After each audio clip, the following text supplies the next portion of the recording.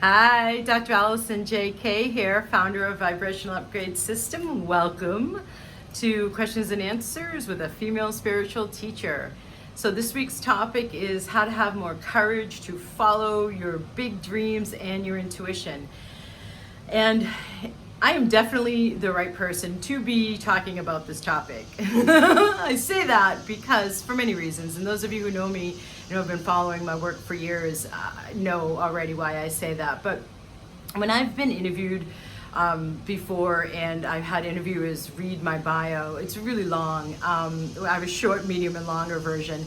And a lot of the times these interviews, by the time they're like halfway through it, maybe with 4 sentences, they stop and say, oh my God, have you lived a lot of life in your 40 years or 40 plus years as time has gone on. Excuse me, I'm eating my hair. So I have, and I know that starting in my teens, I had real awareness of presence and a voice inside of me that was softer, but was very strong, very clear.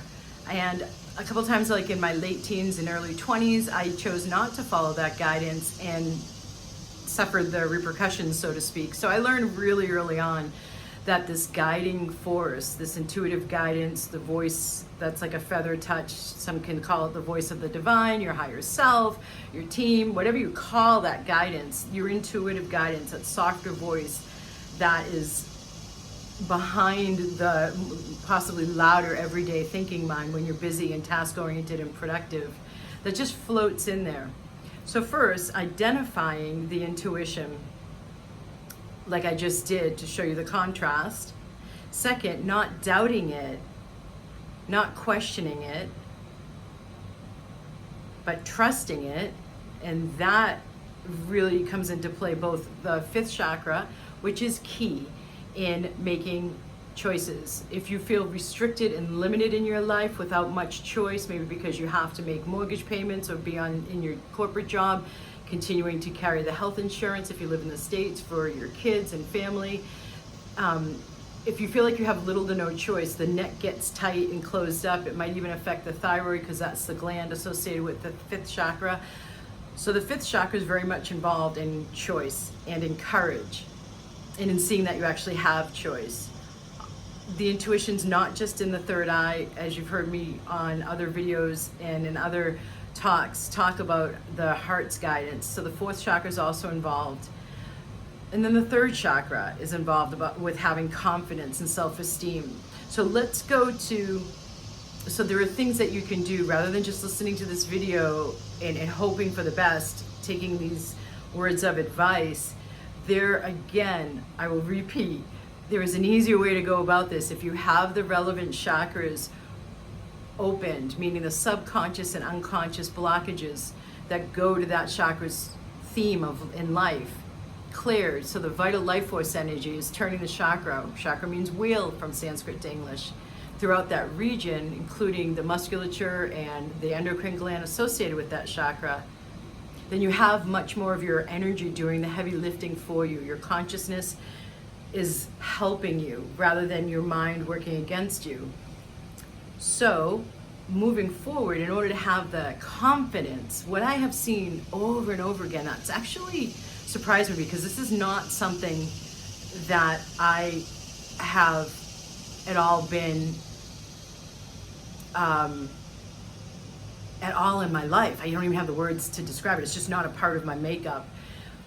So that it surprises me over the years as I've been having to clear this out of almost everybody is when you have the guidance come in and you think about following it, and let's say that the trust is there, the backing up the ability to identify the intuition is there to discern that's my guidance, and then the trust that the universe has your back, the trust in your guidance. Now that courage element of actually following that guidance and making that next choice, whether it's like, okay, let me eat this instead of that, let me go to that program instead of that, let me work with that mentor instead of that mentor.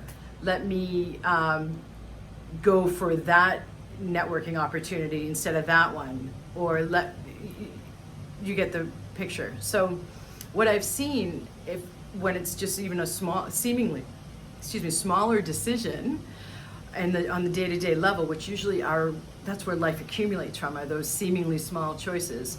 Or it's the bigger one, like, do I separate from my spouse? Do I move? Do I close this business and open up that other business? Do I leave this corporate job and open up my own business? Do I marry this person? Do I date this person? Do I buy this house? The bigger choices too, as well as launching a new business based on possibly energy medicine or some big purpose or your mission or service work. So much of the time people are worried about what others are going to think of them. So sometimes this involves, depending on the industry, coming out of the closet with your spirituality, as if being spiritual is something to be ashamed of, and that the better thing, if you're more intellectual or educated, you're meant to be cynical and you're meant to go by science only, rather than the balance between scientific, factual evidence and intuitive inspirations. So being concerned about what other people think about you, this is really, I'm in my genius zone, so to speak. I would love for you to have imparted to you that if you're living your life based on concerns about what other people are going to think about you, one, that involves a pre-assumption that you're going to get shamed. And that's a really old unconscious collective block that I clear a lot, because that was one of the old punishment techniques, was shaming, public shaming, ostracization, when they'd be in whatever that thing is where the head is there and the hands are there and fruit would get thrown at them, the public shaming. There's that still existing in the collective unconscious, but as well, just a sense of ostracization from a community or rejection. So that is the second chakra. Shame is the demon of the second chakra. But you're giving away your life and you're giving away your power to somebody else who likely has not done work on their own consciousness. So like I say in my last book, Reasonable Dragons, when somebody rejects you, it's more about them than you. So unless you've been purifying your ego mind, meaning working with mindfulness, which is one half of vibrational upgrade system, and then using the energy medicine to clear the unconscious and subconscious blocks, which is at least 85% of where we make our choices from, not the thoughts we hear, but what we don't even see as a choice comes from unconscious blocks, like I referred to earlier in the throat chakra. Unconscious blocks in the throat chakra might be when I've spoken up before, I've been embarrassed, or when I've spoken up before, I've had negative attention, or when I've spoken up before, like in a past life, such and such trauma or death has even occurred. That's also getting carried around in a lot of spiritual people's fields through the years I've been working on that, consistently, repeatedly. So you have this work to do to purify the ego mind and purify the subconscious and unconscious. Each of us has that. That's our task now. And what if we didn't require all of these constrictions to force us to stay more still and go inside more? And we actually voluntarily, proactively, like most likely you listening to this video, are choosing. So when you are afraid of what other people are going to think of you, you're limiting yourself based on somebody else's dirt or somebody else's baggage.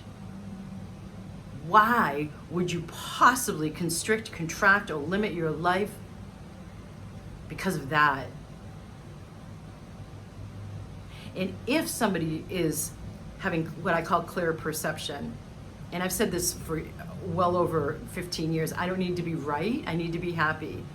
Help me have accurate perception, meaning I don't need to have my projections validated. What I need is to be able to see accurately so I can make choices that are aligned with reality. not a perpetuation of the old, for example. And in this example here for you, if you're worried about what your spouse might think, what your best friend might think, what your colleagues might think, what your family might think, and they've done no or little to no work on themselves, and you're afraid of them judging you,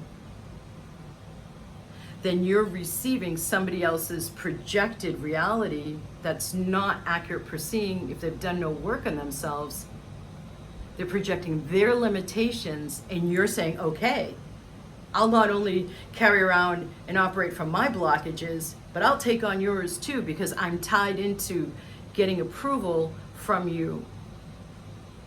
So that's a big, big, massive clearing. And I have a couple of products in my shop that can help with that. One of them is stepping out and speaking up. And another one is stellar confidence and power of steel. Both of those in my shop are very different deliveries, but they're very much focused on what I'm talking about right now if you want to get to the unconscious and subconscious blocks. Another one too that's kind of floating around for me to say is the confidence and cash flow for natural healers, consciousness facilitators, and coaches. Confidence and cash flow for that list of folks I just gave. So it's a combination between this coaching you're getting right now as well as the getting your back with clearing out the unconscious and subconscious blocks so that you can make bigger, bolder choices that do allow you to be taking the risks that will build your big dreams. So now let's talk about taking the risks. We've talked about each segment so far in that equation of what it takes to actually be taking action steps to building your big dream and living the best life possible, which is the name of my first radio show. Taking risks. One of the things that I see happen, and I got this from Tibetan Buddhism as well as Western cognitive behavioral psychology, and it's something called following the fear. And so I've done this for decades with my students. So your guidance comes in, you receive it, you're aghast from it, oh my God, it's going to require me to do, and then you have a series of conclusions. And what if none of those are actually true? In my first book's title, What If There's Nothing Wrong? So if you have a sticky fear that aren't as easy to dismiss with, well, what if that's not even true? What if there's nothing wrong?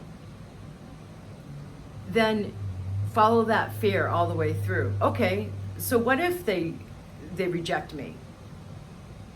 What will happen then? Well, I'll know who my real friends are. I'll know where my real support network is. Okay, so what if I lose these people? If I take this step and this risk and step out this way? Well, they weren't really there for you anyway, right? So following the fear, it's like a ball of yarn, unraveling it as if a cat was playing with it, really helps you not run mentally based on your thoughts, but go inward and address them. And again, I am very much, from everything I've seen in this field of human potential, there's these great sayings that can increase your confidence. Like I'm giving advice right now, and when I'm training my vibrational upgrade system practitioners, half the system of energy medicine, half the system of mindfulness, I tell them, they have like a list of 12 commandments, and the first one is do not ever give advice. The second one is do not ever project, so they can have accurate perception on behalf of their clients that they're serving. So you want to have accurate perception with yourself, and you want to not give your thoughts so much power. You want to actually question them. And then you can just also play a little game, because the vibrational backdrop we're all living in now, these are the times to change. And 2020 is a pivotal year in the 2012 to 2032 window of old paradigm collapsing, new paradigm getting built. we can see the class, but we don't yet have the fully built one. So big dreams are able to be manifested now. I will say that again. Big dreams are ripe to be getting manifested right now. Now is the time to be stepping out of your comfort zone. So did you know that your physiological reaction in each of our bodies is the same for excitement and fear? I find that a really neat little trick the divine has played with the wiring of our messaging system. So you know what it feels like to stay in your comfort zone. And again, now is not the time to be doing so. So play a little game with yourself. Visualize two paths and feel out how you feel on the path of staying the same and not making these choices, or this choice that you're hearing your intuitive guidance probably repeat. And then as you've allowed that to progress, you don't just sit there and say, if I stay the same, what's going to happen? You continue on like 6 months from now, a year from now, and feel it out energetically and feel how your body feels. And then do the same with, if you take this risk, if you make this choice and take the action that follows through on the intuitive guidance, and see where your guidance leads you and feel how it feels in your body. And you'll have the answer.